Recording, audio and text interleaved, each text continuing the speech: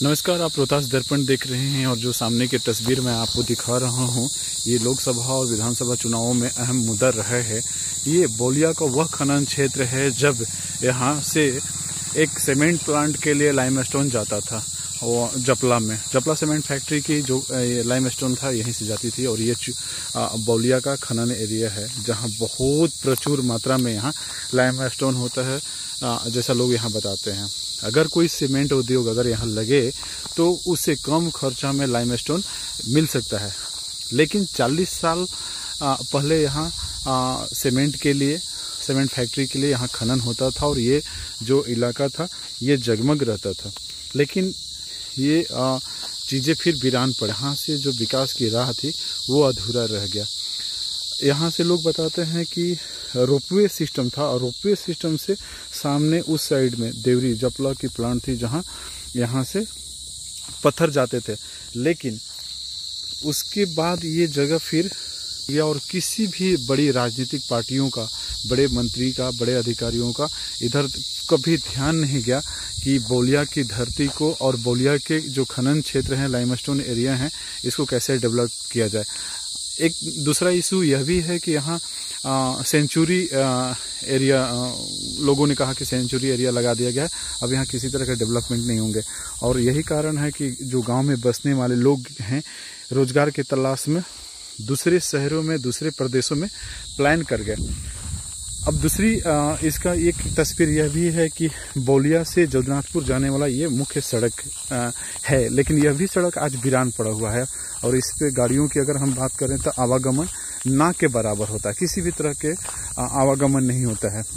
इस रोड का भी इशू यही है कि ये 1 सेंचुरी में पड़ता है, लेकिन लोगों का सवाल है कि क्या 1 सेंचुरी में पड़ने वाले सड़क कभी बनते नहीं हैं क्या, उनकी पक्कीकरण नहीं होती है क्या। लेकिन यह भी सड़क जो है पिछले कई दशकों से यूं ही वीरान पड़ा है। अब यहाँ जो रोजगार करने वाले लोग हैं, यहाँ रहने वाले लोग हैं, उनको किसी भी तरह की रोजगार की आसार यहाँ नहीं दिखती है। और यही कारण है कि लोग दिल्ली, बम्बई, कलकत्ता जाके शहरों में वहाँ गुलामी जैसी रोजगार की तलाश में भटकते हैं और वहाँ से 2 पैसा बचा के किसी तरह, और एक बिहारी होने का भी उन पे एक ब्लेम लगता है, उस तरह की जिल्लत भरी जिंदगी जीते हुए किसी तरह से 2-4 पैसे जोड़ करके यहाँ लाते हैं।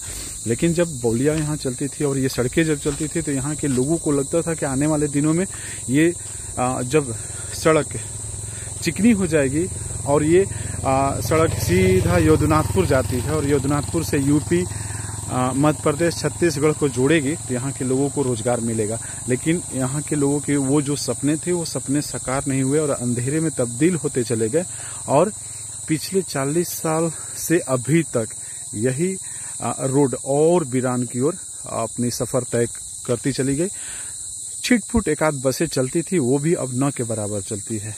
लेकिन जब लोकसभा चुनाव आता है तो कई मुद्दे सामने आते हैं। हम इस ग्रामीण इलाके में इसलिए आए हैं कि बड़े पत्रकार, बड़े रिपोर्टर और बड़े टीवी चैनल इस इलाके की ओर रुख भले ही न करें, लेकिन हम इन सब चीज़ों को जरूर दिखाने की कोशिश करेंगे कि ये वही बौलिया है जहां दिन और रात का फर्क करना मुश्किल होता था। यहाँ इंडस्ट्रीज हुआ करती थी, लोगों को रोजगार प्रोवाइड होता था, लोग अपने रोजी रोटी वहन आसानी से कर लेते थे। लेकिन अब एक पैसे के लिए उनको दूसरे शहरों में, अगर यहाँ रह रहे हैं तो किसी तरह के छोटे मोटे रोजगारों की ओर जाना पड़ता है। तो ये सब चुनावी मुद्दे बनते हैं। एक सज्जन है मेरे साथ, उनसे हम बात कर लेते हैं। लोकसभा चुनाव में वोट देने जाते हैं आप? हाँ। क्या नाम हुआ आपका? मेरा नाम तो महावीर गोस्वामी। महावीर गोस्वामी। यहीं के रहने वाले हैं? हम तो गोविंदापुर का। अच्छा, इस एरिया को तो बढ़िया से आप जानते होंगे। ये जो बौलिया चलता था, यह रोहतास में रोजगार के साधन थे, तब और अब में कितना फर्क पड़ता है? हम देख रहे हैं कि आप ये साइकिल पे अपने सामान को ठीक करके आप देहात में जाएंगे, दिन भर मेहनत करेंगे, 2-4 गो ये रोजी रोटी का जो भी आपका होगा मेहनत करके लाएंगे। कभी वोट देने तो जाते होंगे? प्रतिदिन हम जाते हैं, हर वोट देते हैं हर साल। इस बार वोट देने जाइएगा, आपके मन में क्या रहेगा? मेरे मन में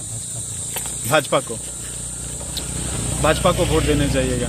यहाँ भी जैसे भाजपा के पिछले जो सांसद रहे हैं, भाजपा की सरकार रही है पिछले केंद्र में 10 साल से, यहाँ बौलिया बंद है, रोहतास में अमझोर PPCL बंद है, जपला यहाँ था झारखंड में, यहाँ से पत्थर जाता था।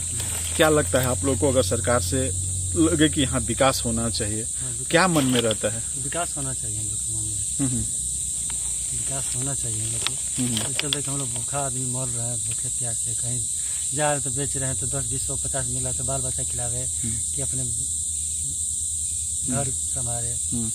आप लोग को नहीं लगता है कि आसपास में कहीं बड़ा सीमेंट प्लांट लगता, बड़ा रोजगार लगता? ये जो जगन्नाथपुर जाने वाली रोड जिसपे आप अकेले वीरान सड़क पे जा रहे हैं, ये रोड बन जाती तो यहाँ भी रोजगार के साधन हो जाता। आप लोग यहाँ के आने वाले बड़े नेताओं, सांसद, विधायक, इन लोगों से आप लोगों ने कभी अपील नहीं की? हम लोग किया है मगर कहाँ मिल रहा है, इसके बाद भी वोट दे नहीं है रहा है। वोट तो आपका अधिकार है, वोट तो देना ही है। वोट से वंचित नहीं होना है, वोट तो देना ही है। लेकिन एक मन में टीस तो रहता होगा ना, तो है ना कि काश हमारा भी एरिया विकास होता। मान लो कल्याणपुर है, कल्याणपुर में है तो साला अपना ही, वहाँ रोजगार का कोई साधन ही नहीं। अगर बौलिया में किसी तरह का विकास हो जाता तो हम लोग जिएंगे, मरेंगे थोड़े। मान लीजिए लोकल जिएगा, बाहरी भी जिएगा, हम लोग भी जिएंगे, हर आदमी जिएगा। दिन भर घूमते हैं तो कितना कमा लेते हैं? अरे भैया, कभी बिजनेस का कभी 200 मिला, कभी 1000 मिला, कभी 400 मिला, कभी नहीं भी मिला। बहुत मेहनत किए, लूक लहर में गए, मिला तो मिला, नहीं तो नहीं मिला। अब समझ में रोहतास ले आ रहे हैं, अकेला सिंगल रोड में जा रहे हैं। पेट है तो मेहनत तो करना है, पेट है तो मेहनत करना ही है। इस इलाके में बड़े शिक्षण संस्थान भी नहीं है, बड़ा कॉलेज भी नहीं है, बड़े बड़े स्कूल भी नहीं है, हॉस्पिटल भी नहीं है। हॉस्पिटल में इमरजेंसी में हो गया तो ससुराल में जाना है ना, तो बीच में जो नेता वोट मांगने आएंगे उनको तो ये सब चीजें दिखती होगी ना, कि नहीं देख के भी आंख बंद कर लेते हैं। आंख बंद कर ले रहे लोग, क्या किया जाए हम। ठीक है गोस्वामी जी, थैंक यू। अब मैं आपको डिस्टर्ब नहीं करना चाहूँगा।